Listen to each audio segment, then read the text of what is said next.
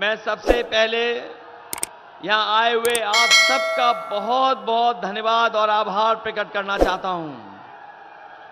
मैं देख रहा हूं जहां पंडाल पूरा का पूरा भरा दिखाई दे रहा है, पंडाल के आसपास भी जहां कोई छाया की जगह नहीं थी, उसके बावजूद भी बाएं और दाईं तरफ और पीछे तक मैं देख रहा हूं, जहां सड़क के किनारे जहां ऊंचाई तक खड़े हैं और इधर पेड़ों के नीचे, पेड़ों के ऊपर बड़ी संख्या में लोग दिखाई दे रहे हैं। मैं सबका बहुत बहुत धन्यवाद और आभार प्रकट करूंगा और यही जन समर्थन हमें भरोसा दिला रहा है कि ना केवल यहां से धर्मेंद्र यादव जी जीत करके जा रहे हैं, बल्कि रिकॉर्ड मतों से यहां की जनता उन्हें इस बार लोकसभा में भेज रही है।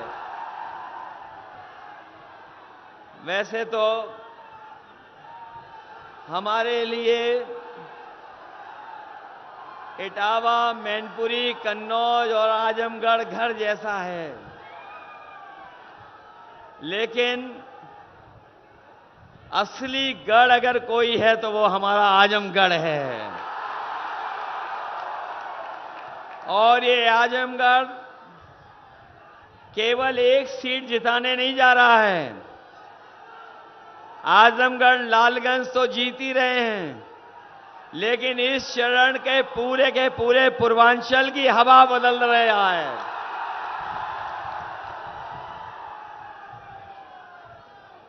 जो यहां कुछ दिनों पिक्चर चल रही थी,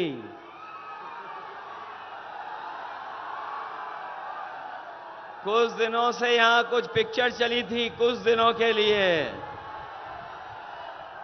वो सुनने में आ रहा है पिक्चर पिट गई है। और ये अभिनव करने वाले, डबल इंजन वाले अभिनय जो कर रहे हैं दिल्ली से और यहां से, ये जो अभिनय करने वालों का इस बार सफाया करने का मन हमारे आजमगढ़ के लोगों ने बना लिया है। वैसे हमने और आपने समय समय पर अखबार में और टीवी पर सुना होगा कि क्लाइमेट चेंज हो रहा है। हम और आप लोग टीवी, अखबार में कभी कभी सुनते हैं, पढ़ते हैं, देखते हैं कि क्लाइमेट चेंज हो रहा है, लेकिन इस बार तो पॉलिटिकल क्लाइमेट चेंज पूरी तरीके से बदल गया है। और जो गुस्सा जनता का देखा है भारतीय जनता पार्टी के खिलाफ, जो गुस्सा हमें दिखाई दिया पहले चरण में, वो गुस्सा बढ़ता चला जा रहा है। और 7वां चरण जब आएगा तो जनता का गुस्सा 7वें आसमान पर होगा। बताओ, भारतीय जनता पार्टी का सफाया होना तय हो गया कि नहीं हो गया?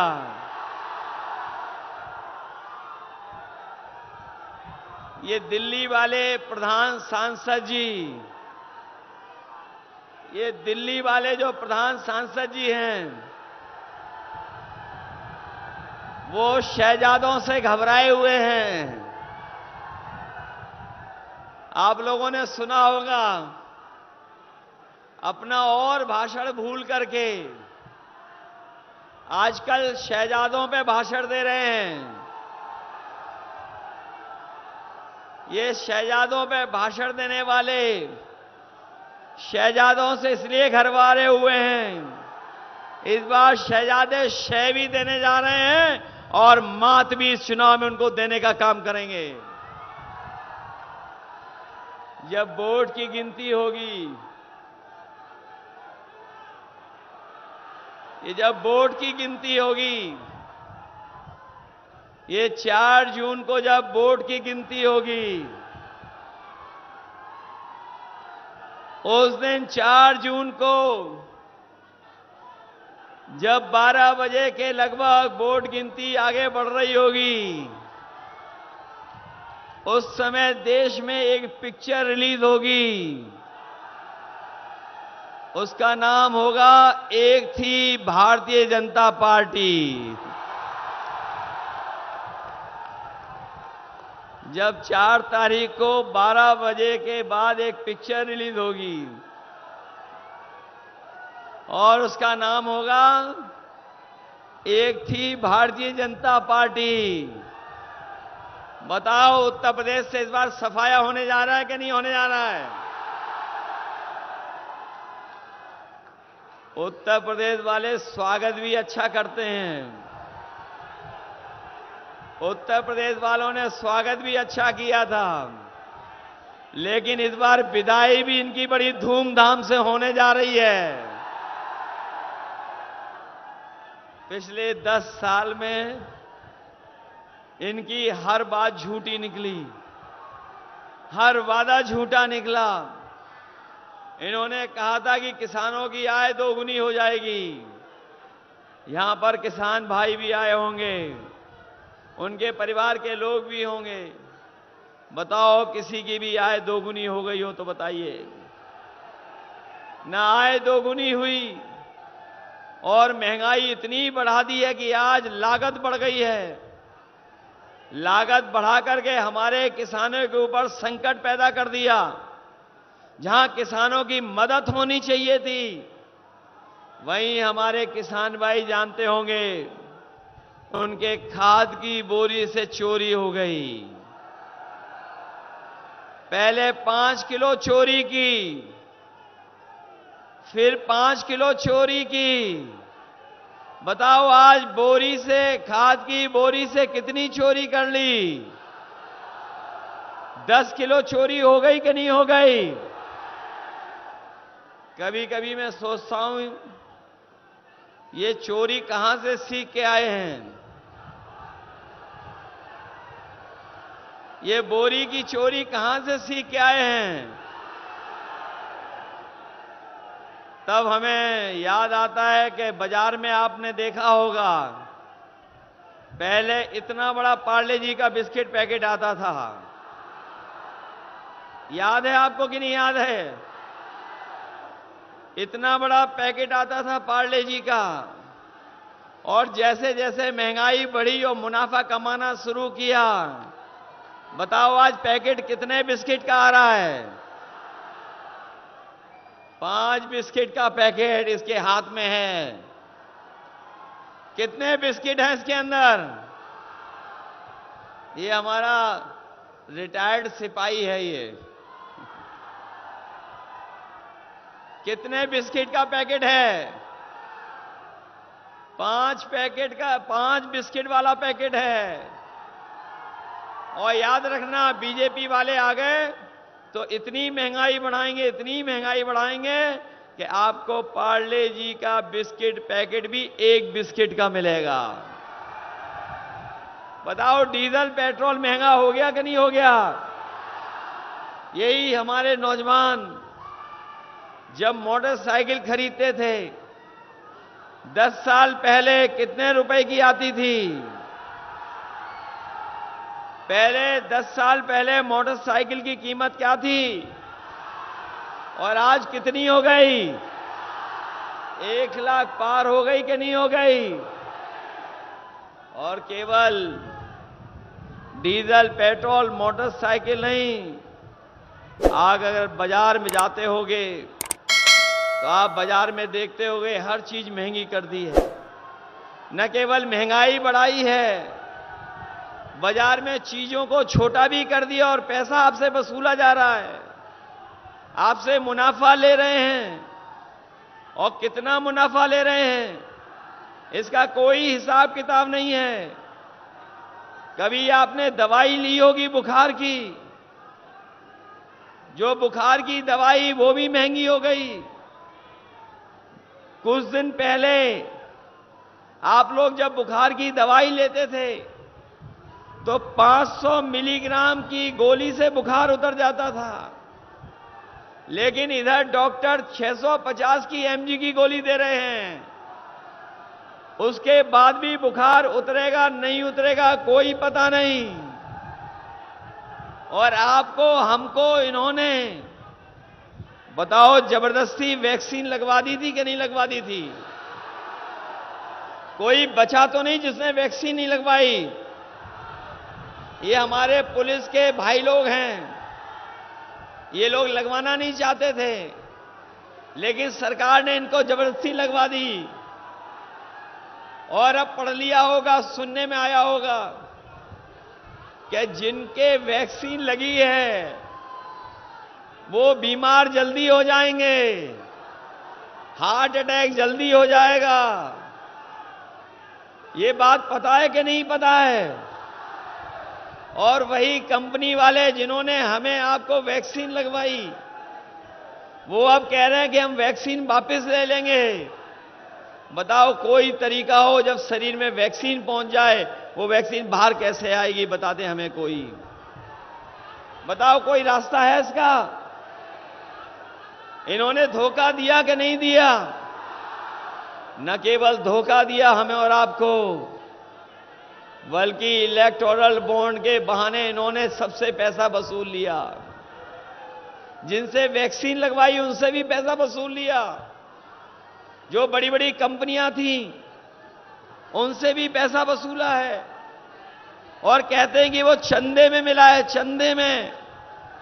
कोई हमें यहां पर बता दे, अगर कोई चंदा देता है तो हजारों में देता है, लाख में देता है, बहुत संपन्न होगा तो ज्यादा दे देगा, लेकिन कोई 100 करोड़, 200 करोड़, 400 करोड़ पैसा नहीं देता है। कोई 500 करोड़ नहीं देता, कोई 1000 करोड़ नहीं देता। बताओ, जब से इलेक्टोरल बॉन्ड की बात जनता जान गई है, तब से इनके भ्रष्टाचार की पोल खुल गई कि नहीं खुल गई? इनके भ्रष्टाचार की पोल खुल गई। और जिनकी भ्रष्टाचार की पोल खुल गई है, इस बार जनता वोट डाल करके इनका बैंड बजाने का भी काम करेगी। ये हमारे जो नौजवान आए हुए हैं, ये तैयारी करते हैं, पढ़ाई लिखाई कर करके परीक्षा देने जाते हैं। परीक्षा देने गए और परीक्षा दे करके घर लौटे तो पता लगा पेपर लीक हो गया। यहां बहुत सारे नौजवान होंगे जो परीक्षा लिखे होंगे, समय समय पर सरकार ने परीक्षा कराई नौकरी देने के लिए, लेकिन सरकार में सब पेपर लीक हो गए। आखिरी में जो पुलिस भर्ती हुई थी, जिसमें इन्होंने कहा कि प्रदेश की सबसे बड़ी भर्ती हो जाएगी, 2 दिन परीक्षाएं लिखाई इन्होंने, लेकिन जब नौजवान परीक्षा देकर के घर लौटा तो पता लगा पुलिस की भर्ती का भी पेपर लीक हो गया। लाखों लाख नौजवान घर वापस आ गया। और हम अपने साथियों को कहना चाहते हैं, इनके खिलाफ न केवल नौजवान हैं जिनकी परीक्षा इन्होंने नहीं होने दी, पेपर लीक कराया, बल्कि उनके मां बाप भी इनके खिलाफ हैं। और अगर परिवार के हम केवल 3 सदस्य गिन लें, और अभी तक उत्तर प्रदेश में 60 लाख बच्चों का पेपर लीक हुआ है। अगर 3 परिवार के सदस्य हैं और 60 लाख बच्चों का पेपर लीक हुआ है, तो सोचो, अगर हम 3 का गुणा 60 में कर दें तो 1 करोड़ 80 लाख बनता है। और यही 1 करोड़ 80 लाख अगर हम 80 लोकसभाओं से भाग दे देंगे तो हर लोकसभा में पेपर लीक के कारण 2,25,000 लोग इनके खिलाफ हो गए हैं। बताओ, भारतीय जनता पार्टी के लोग बचेंगे कैसे?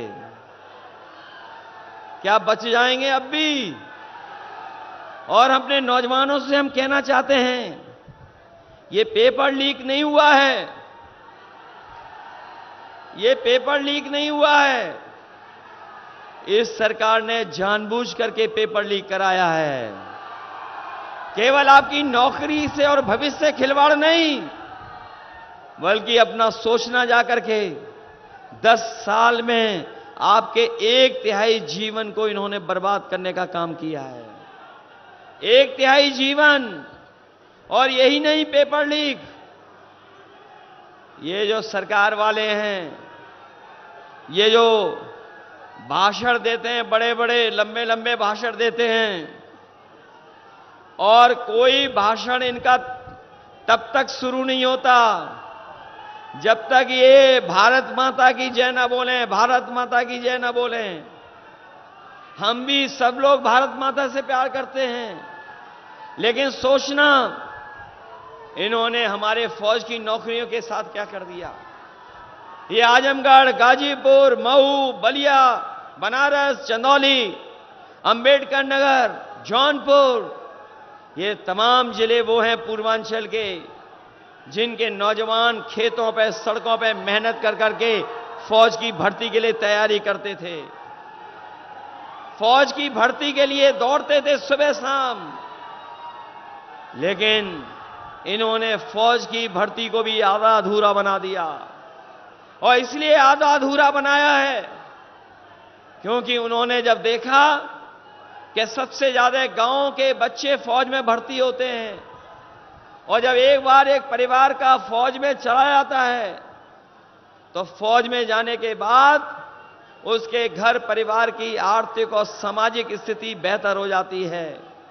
उन्होंने गिनती कराई, गिनती में ये पाया कि सबसे ज्यादा फौज में भर्ती अगर कहीं के बच्चे हो रहे हैं तो गांव के बच्चे भर्ती हो रहे हैं। इन्होंने हमारे साथ और हमारे भविष्य के साथ खिलवाड़ की, और ये जो अग्निवीर व्यवस्था लेकर के आए हैं, हम अपने नौजवानों को भरोसा दिला के जा रहे हैं 4 जून के बाद जब सरकार बनेगी तो अग्निवीर हमेशा हमेशा के लिए खत्म हो जाएगी।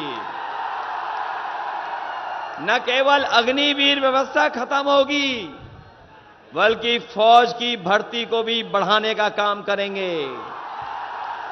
अभी ये लोग 70,000 भर्ती कर रहे हैं, हम लोग लाखों लाख नौजवानों को फौज में पक्की नौकरी और पक्की वर्दी देने का काम करेंगे।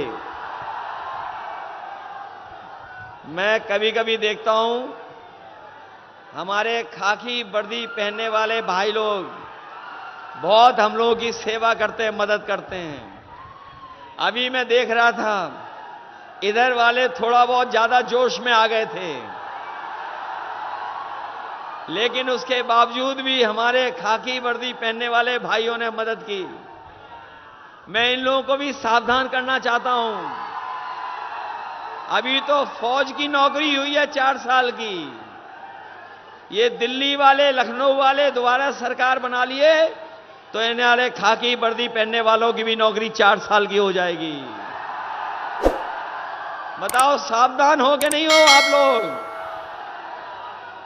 ये पत्रकार साथी पूछते हैं कैसे हो जाएगी इनकी 3 साल की नौकरी, तो मैं उनसे पूछता हूं ये बताओ क्या आपको पता था कि हवाई अड्डे बेच देंगे? आपको पता था कि हवाई जहाज बेच देंगे? ये आपको पता था कि बंदरगाह बेच देंगे? क्या आपको पता था कि बड़ी बड़ी जो सरकार की कंपनियां हैं वो बेच देंगे? क्या आपको पता था कि इलाहाबाद बैंक बेच देंगे? क्या आपको पता था कि आधी रात नोटबंदी कर देंगे? इसलिए जब अग्निवीर कर सकते हैं तो हमारे खाकी वर्दी पहनने वाले भाइयों की भी नौकरी ये लोग 3 साल की कर सकते हैं, इसलिए सावधान करने आया हूं मैं। बताओ बीजेपी के लोगों ने धोखा दिया है कि नहीं दिया? याद होगा आजमगढ़ के लोगों को, समाजवादियों की सरकार थी तो इतना बड़ा लैपटॉप दिया था हम लोगों ने,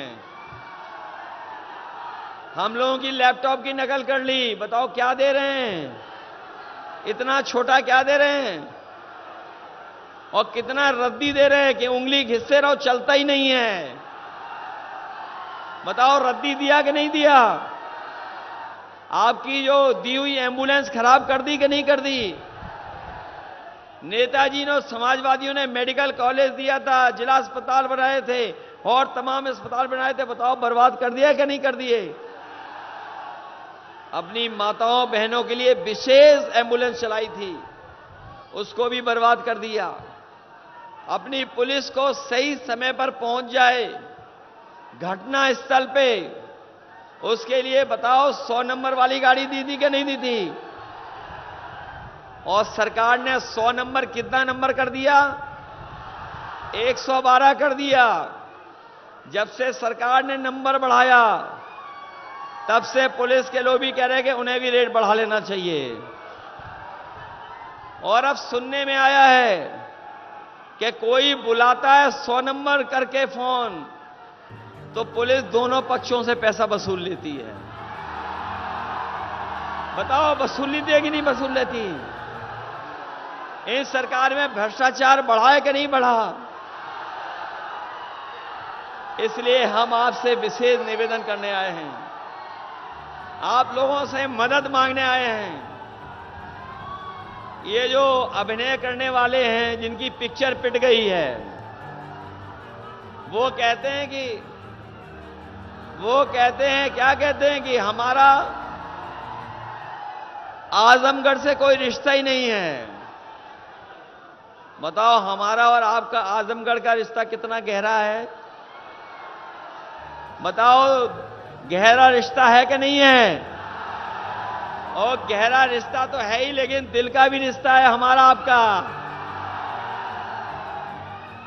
और इसीलिए जब समाजवादी सरकार बनी थी तो हम लोगों ने आगरा से लखनऊ जोड़ने का काम किया था, लेकिन हमें पता था कि ये आजमगढ़ भी हमारा दूसरा घर है।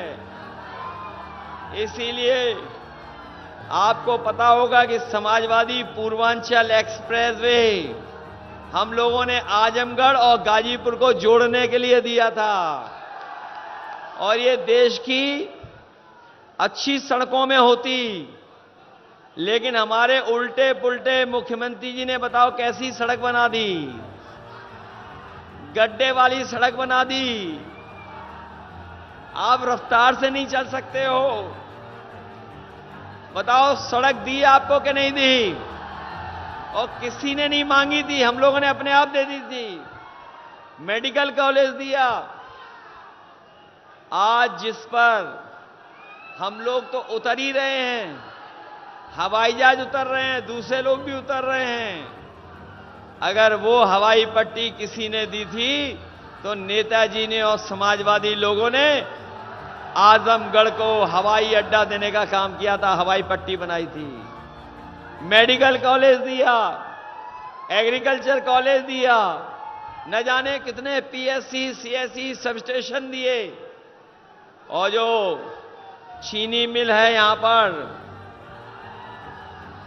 मुबारकपुर वाली, याद होगा, बताओ आप लोग सठियाओं वाली कब से मांग रहे थे? कब से मांग रहे थे चीनी मिल?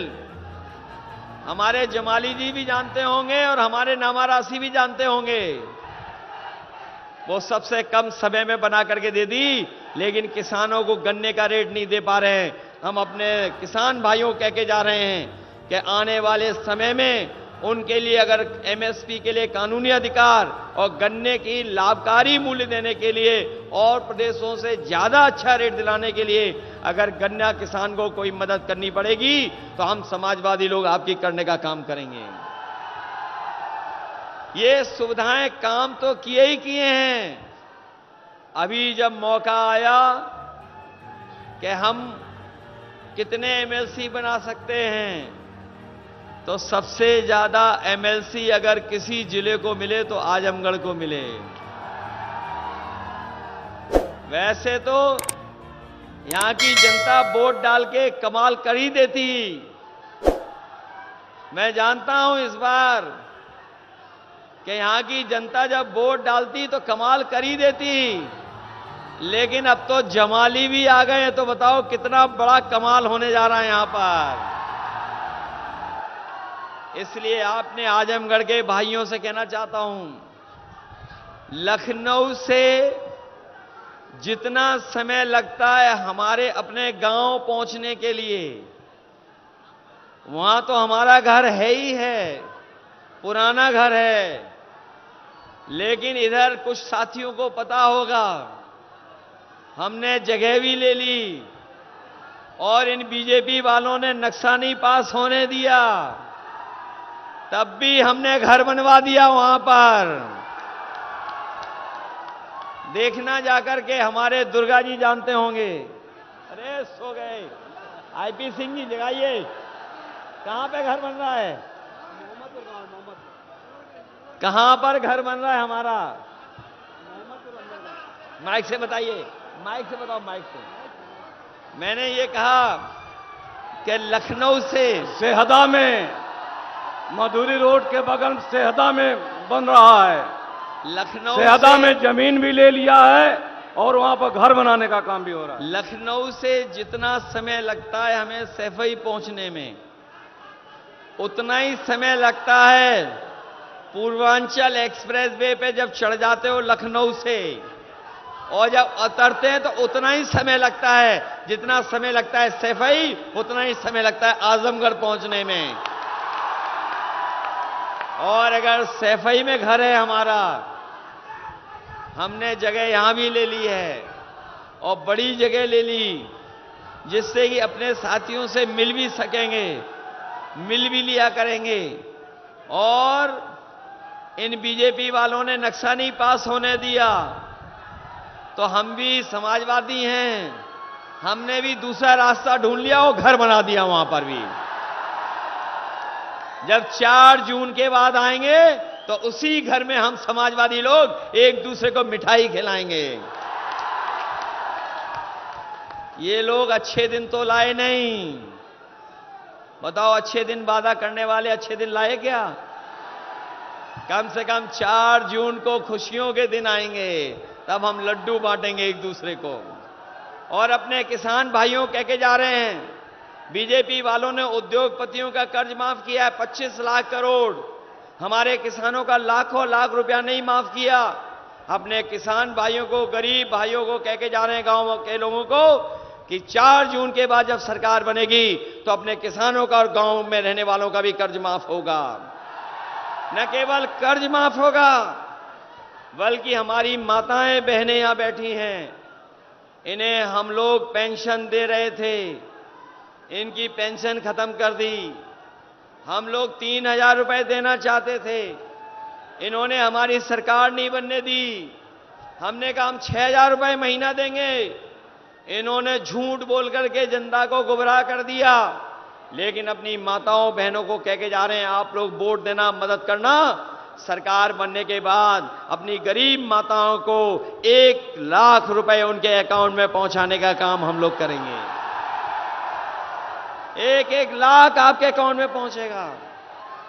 जहां हमारा बुनकर भाई बहुत तकलीफ परेशानी में रहता है और उसकी आर्थिक स्थिति अभी बेहतर नहीं हुई है, ये जो बाजार है उसमें चीजें भी नहीं पहुंच पा रही हैं, हम अपने बुनकर भाइयों को कह के जा रहे हैं, जिस तरीके से नेताजी ने सुविधाएं दी थी, वो सुविधाएं तो देंगे ही देंगे, लेकिन अलग से भी उनके लिए कार्यक्रम योजनाएं बना करके, जिससे हमारे बुनकर भाइयों को बाजार में सामान बेचने से लेकर के सामान बनाने तक अगर कोई सुविधा देनी पड़ेगी तो विशेष योजना चला करके अपने बुनकर भाइयों की मदद करने का काम करेंगे। जहां इनकी मदद हो रही है, वहीं जो सरकार की 30 लाख नौकरियां पड़ी हैं खाली, उन 30 लाख नौकरियों को आरक्षण देकर के अपने नौजवानों को नौकरी देने का काम होगा। ये राशन को लेकर के बहुत प्रचार कर रहे थे।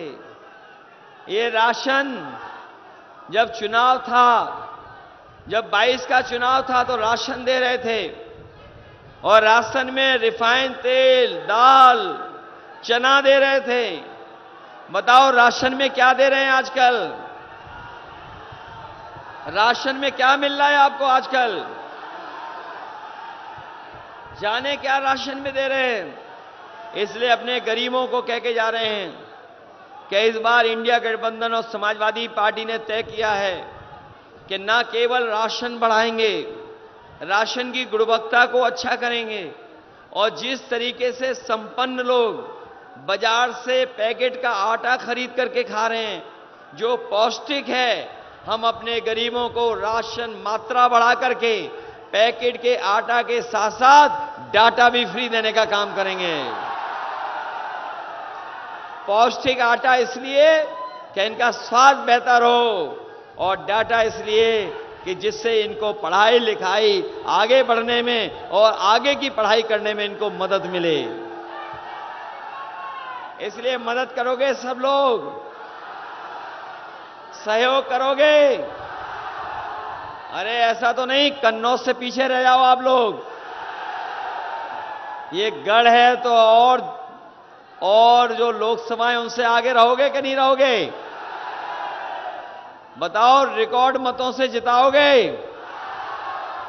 जब देश की सबसे बड़ी जीत हो, देश की जो सबसे बड़ी जीत हो, बताओ आजमगढ़ उसमें शामिल होगा? शामिल कर दोगे? अपने बूथ को बचाओगे? इधर सुनने में आया है बीजेपी के लोग नए नए तरीके अपना रहे हैं, उन तरीकों से सावधान रहोगे?